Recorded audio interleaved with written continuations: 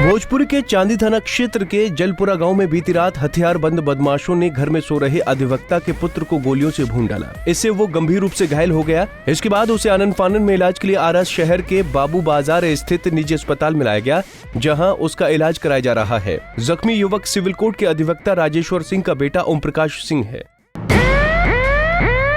बेटी से छेड़खानी करने वाले बदमाश की बेगूसराय के तेघड़ा बाजार के स्टेशन रोड स्थित ज्वेलरी दुकान पर शिकायत करने पहुंचे दंपति पर एसिड से हमला किया गया है, जिसमें पति पत्नी दोनों मामूली रूप से झुलस गए। समस्तीपुर के रोसड़ा में प्रेम प्रसंग में एक युवक की बेरहमी से हत्या कर दी गई। प्रेमिका के पिता ने मौका मिलते ही अपने घर में ले जाकर धारदार हथियार से युवक की हत्या कर दी। घटना के रोसड़ा थाना क्षेत्र के बालापुर गाँव की है। मृतक की पहचान 18 साल के रुदल दास के रूप में की गई है। बिहार में अपराधियों का तांडव देखने को मिला है। एक बार फिर बेखौफ अपराधियों ने बड़ी घटना को अंजाम दिया है। हसनपुर थाना क्षेत्र के बीरपुर गांव में स्थित कालिका ईंट भट्टा पर देर रात बेखौफ हथियारबंद बाइक सवार अपराधियों द्वारा अंधाधुंध फायरिंग की गई। इस दौरान चिमकी पर नाइट गार्ड के रूप में काम कर रहे ब्रह्मदेव पासवान को अपराधियों ने गोलियों से छलनी कर दिया, जिसमें मौके पर ही उसकी दर्दनाक मौत हो गई।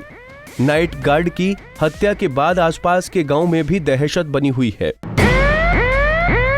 टोल टैक्स वसूली को लेकर अररिया हड़ियाबाड़ा टोल प्लाजा पर टोल प्लाजा कर्मी और स्थानीय मुखिया के बेटे के बीच जमकर विवाद हुआ। दोनों पक्षों की ओर से मारपीट भी हुई। बड़ी संख्या में स्थानीय लोगों ने टोल प्लाजा पहुंचकर हंगामा किया और जमकर तोड़फोड़ की। वहीं जानकारी के बाद SDO SN Diwakar, SDPO Pushkar Kumar police जवानों के साथ घटना स्थल पहुंचे और किसी तरह मामले को शांत कराया।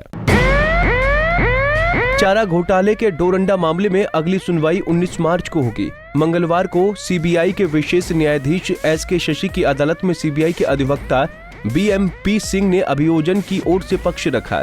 उन्होंने अदालत को बताया कि पशुपालन अधिकारी एसबी सिन्हा, केएम प्रसाद, जुनूल भेंगराज और केएन झा द्वारा पशुपालन डॉक्टरों पर फर्जी बिल पर साइन कराने का दबाव बनाया जा रहा था। दवा चारा उपकरण की आपूर्ति का फर्जी आदेश लेटर बनाया जाता था और उस पर पटना ले जाकर साइन करा लिया जाता था। अग्रवाल बंधु हत्याकांड मामले के मुख्य आरोपी लोकेश चौधरी को रांची सिविल कोर्ट से बड़ा झटका मिला है। एडिशनल डिस्ट्रिक्ट जज विशाल श्रीवास्तव की कोर्ट ने मुख्य आरोपी लोकेश चौधरी की जमानत याचिका को खारिज कर दी। बिल रिजेक्ट होने के बाद लोकेश चौधरी के अधिवक्ता अनंत विज ने कहा कि राहत के लिए हाई कोर्ट से वो गुहार लगाएंगे। भ्रष्टाचार निरोधक ब्यूरो की टीम ने शहर थाना में पदस्थापित एएसआई इंद्र राम को 5,000 रुपए रिश्वत लेते रंगे हाथ गिरफ्तार किया है। जानकारी के अनुसार स्थानीय रेडमा निवासी कंचन कुमार गुप्ता ने एसीबी को आवेदन दिया था कि उसके चाचा और अन्य स्वजनों ने एक मारपीट का झूठा मुकदमा दायर किया है। इस मामले में जब वो अपना मामला दर्ज कराने थाना में गया तो पुलिस ने उनका मामला लेने से इनकार कर दिया था। विवश होकर उन्होंने अपनी चाची और अन्य के विरोध कोर्ट में परिवाद दाखिल किया था। कोडरमा में पत्थर खदान में चाल धंसने से एक मजदूर की मौत हो गई, वहीं दूसरे मजदूर की स्थिति गंभीर है। बता दें कि जिले में अवैध पत्थर खनन को रोकने के लिए जिला प्रशासन और पुलिस प्रशासन की सक्रियता के बावजूद अवैध पत्थर खनन का जोरों पर चल रहा है।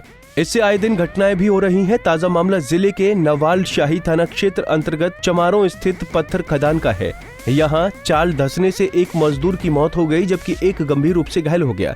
वहीं घटना के बाद से मौके पर अफरा तफरी मच गई। झारखंड के बोकारो जिले से बेहद दर्दनाक खबर सामने आई है। यहाँ एक 4 साल का बच्चा खेलते खेलते अचानक कुएं में गिर गया। बच्चे की खोजबीन में परिवार वालों ने थाने में गुमशुदगी की रिपोर्ट लिखवा दी। बच्चे को खोज रहे परिवार वालों की नजर जब कुएं पर पड़ी तो हड़कंप मच गया। कुएं से 4 साल के बच्चे की लाश बरामद हुई। बोकारो के गोमिया प्रखंड के लटकुट्टा गांव में कुएं में डूबने से 4 वर्षीय मासूम बच्चे की मौत हो गई। इसके साथ ही मांस व्यवसायी कुंदन पासवान के घर का मानो चिराग ही बुझ गया।